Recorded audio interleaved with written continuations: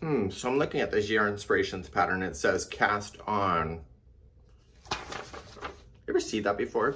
And it says cast on so many loops or stitches or whatever. And I'm like, there's so many different kinds of cast-ons. I wondered, because Yarn Inspirations has standards that they designed to, maybe they're asking us to do a certain kind of cast-on with actually not telling us what it is. So I decided to reach out to my mentors, Gayle and Svetlana over at Yarn Inspirations, and I asked them, is there a standard that Yarn Inspirations is following? So they came back with 3 things that they do with the cast-on process. So you can pick one of the 3, or you know what, do your own thing and do it however you want. I'm gonna show you what those 3 are. So let's go through the 3. We have video description already available for you for the time markers if you just want to skip this gobbledygook and get on with it. First one is the cable cast on. So you can see how that's done. You can determine if you like that or not. The next one is 1x1 rib cast on. So if you're having stuff where you're ribbing, especially on a brim of a hat, they say this actually turns out to be a lot better and it looks more consistent to the edging. And the last one is called twist and transfer. So I'm going to show all 3 in this video today on how it's done, and you can pick whatever one you want. And of course, if you like something else, then go ahead and just do it. So let's do a cable cast on. We're going to start off with a slip knot. Remember, we have slower tutorials available for different things, and the slip knot is one of them. The trick to this particular cast on is that you got to be relatively loose. To begin, you are going to put this needle inside this loop. Use this finger just to kind of hold it from sliding off, and you're sharing the same loop. Take this yarn here and wrap around the back needle. Don't be too tight. This is my 3rd take because I've been too tight. Got to lay off the Wheaties or something. So I'm just going to pull through. And when I pull through, I want to provide extra slack. And I need to transfer this onto this needle, but I need to transfer it with a twist. It's called twist and transfer. And I'm going to take this needle and come on the underside of this loop and collect it off. And once you confirm that this one is going in, you can remove this one here. So this is the first stitch that you'll have to do, okay, the first section. The next and the rest of them are all gonna be in this formation. So we're going to stick in between the 2 loops that you see here. And when you stick in, you're gonna stick right in between the 2. It looks like this. You're going to take the yarn going to the yarn ball, and you're going to wrap the back needle. And when you wrap it, you're going to bring it through the 2 right in between. If you hold on to this, it will literally pull this down, because if you don't have any slack, it won't come with you. So just kind of hold on it, and as you pull, it gets tighter and tighter to the point that it cannot go any further, and the tip should capture what was intention. But the trick is that you're going to want to wiggle this and provide a little bit more slack. Okay? So if you don't provide the slack, you're going to be hurting yourself emotionally later. So you need to twist and transfer onto this one. So come underneath and slide. And when you pull on it just to tighten a bit, don't over tighten, because you're going to hurt yourself again. That's just the way I describe this whole knitting, is like, sometimes you make your life hard just because you want it to look pretty. This is the cast on process. So now you're going to come in between these 2 and you slide in. So if you're too tight, good luck getting your knitting needles in there. So wrap the back needle. Again, hold on to it and let the tension as you pull on it, and so that it will stay with your needle. And then when you push up, let the slack, see, come on, and then twist and transfer onto your needle. I'll demonstrate 2 more times. So when you pull on it to kind of make it look even, don't pull it to the point where you're going to screw yourself later. So you're going to go through. Now the first row is always the hardest, to my point of view, not the cast on, but it's row number 1. That's where all the tension is. And then once I get past that, I can start whistling Dixie, if I knew how to whistle. And I knew what Dixie was. So I'm going to continue and twist and transfer on, and one more time for good measure. So when I go to kind of pull on it, I don't want to pull too tight. And you can hear the squeaking, I'm sure.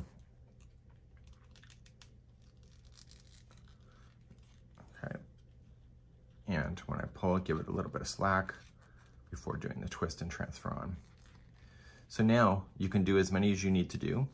Okay, so I now have 6 loops on here, and so when I'm ready to go and knit or do whatever I need to do, you're just going to treat the cast on as normal. And this is a cable cast on. So let's try the 1x1 rib cast on. And this hat, I never demonstrated that because I just realized that this thing exists. I'm learning to knit, as you know.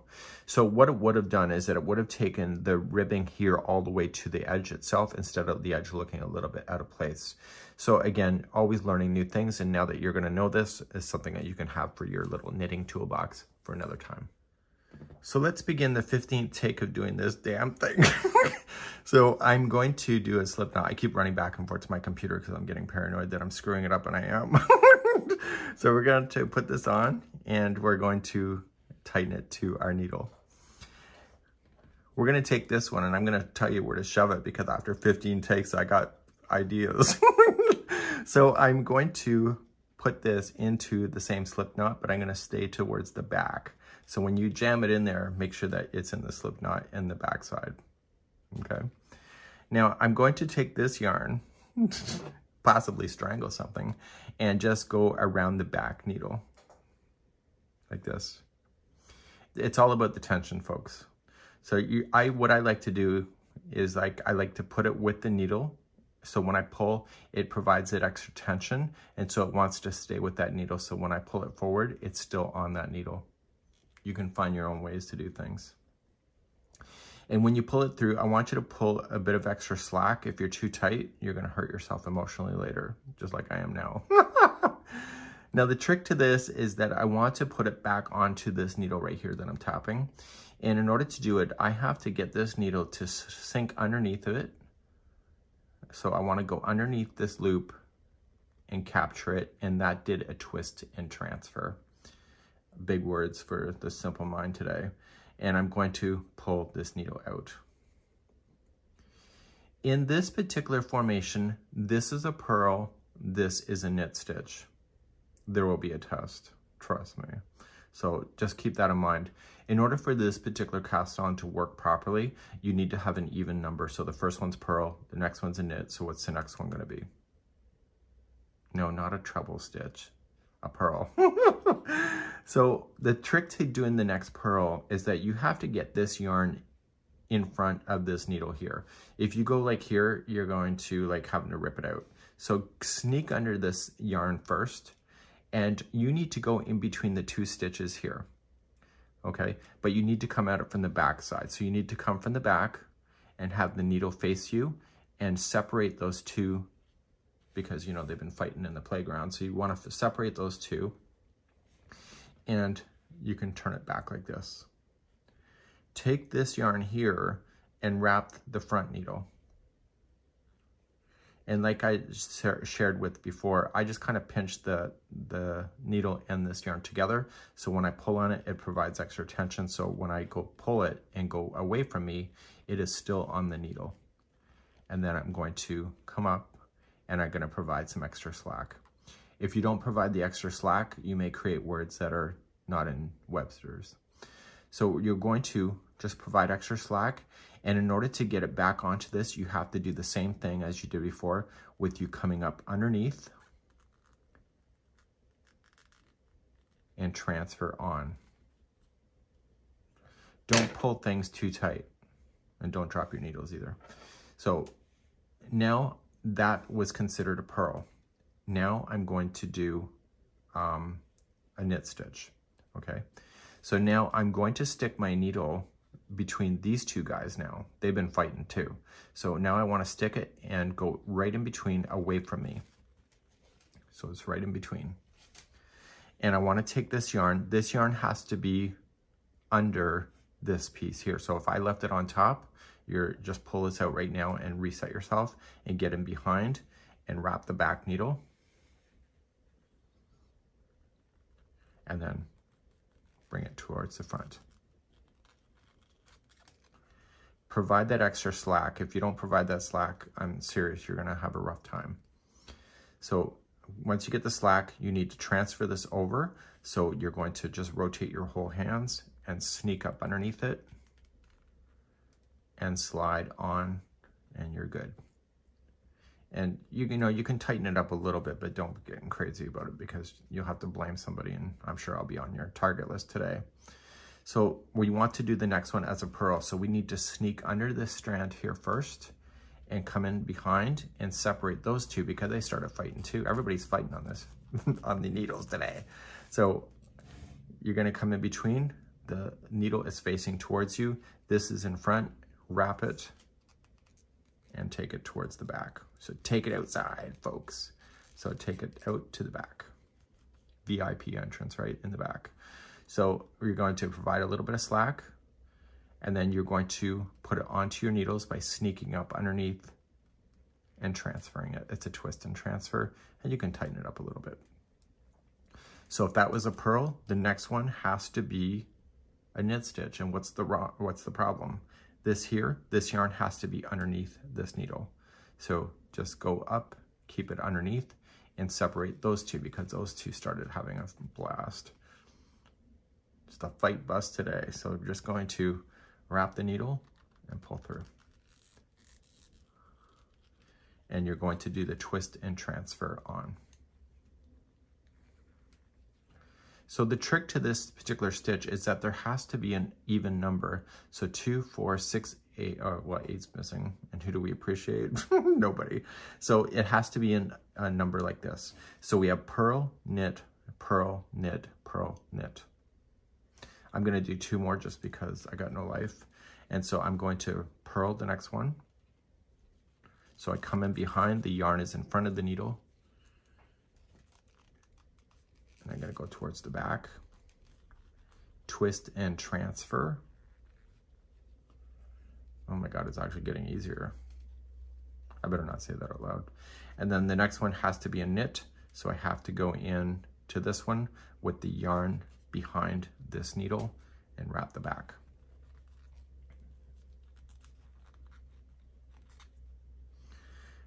Now you can twist and transfer on. So it's an even number. So 2, 4, 2, I can't even count. 2, 4, 6, 8. So if we know that it's purl, knit, purl, knit, purl, knit, purl, knit, when we start this row, we need to start on this one as being a knit stitch because the last one was a knit. So we're going to knit like this. So we'll knit, and then the next one has to be a purl because I said so. Okay, so to do a purl, you bring the yarn in front, and then you're going to purl that one. Well, this is breaking some brain cells for me today. So I'm gonna go knit, so I need to take the yarn to the back, VIP entrance, go into the next one. The first row is always the hardest row for me. It's the row that makes me wanna quit knitting. But once I'm past the first row, I can relax and calm down. And then I'm going to knit or purl the next. I have no idea what I'm doing. And so what this is doing is it's keeping it in sync with the very first cast on that you did, like so. So if you had to do in the round, also you would have to do those even numbers in order to keep the sync of the pattern so that you could have those knitting hats in the round so it looks like it belongs. And so that's something that's very doable. So the very last one should be a purl, just like that. And so the difference between the first time that I showed you on my first sample versus this one is that you can see that the stitching work goes right ribbing to the edge. How's that for you, right? Let's move along. Number 3 and the final is a twist and transfer. If you've been following me throughout my journey in the last couple months, you've been noticing that I've been doing the twist and transfer. And I want to leave this behind. And so how you do this is that you got to be a little bit easy on yourself. It's a tight cast on, just so you know. So if you're getting tight, it's not you, it's the yarn. So going in and knitting it like you would normally would. So this is going to the yarn ball, wrap the back needle and through. And like the cable cast on, when you just give it a bit of slack, and we need to twist it so that this needle comes underneath and collects from the bottom side up. Don't be too tight here because you'll hurt yourself in row number 1. Okay, so then the first one's done. You'll come in and it's like you're knitting. Wrap the back needle, give it the slack you need, and do a transfer like this.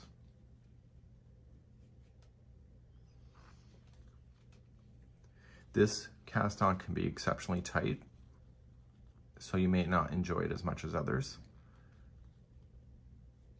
but it's a nice easy one. It's a nice easy one. And the advantage to something like this is that you don't need the long tail in advance to know how many stitches that you're going to need, or how many yards that you're going to need of that in order to do a long tail cast on concept. So it's an advantage that you're not wasting as much yarn if you're guessing incorrectly. And this here would be then the twist and transfer. We hope you had a good one, and we'll see you again real soon. Bye-bye.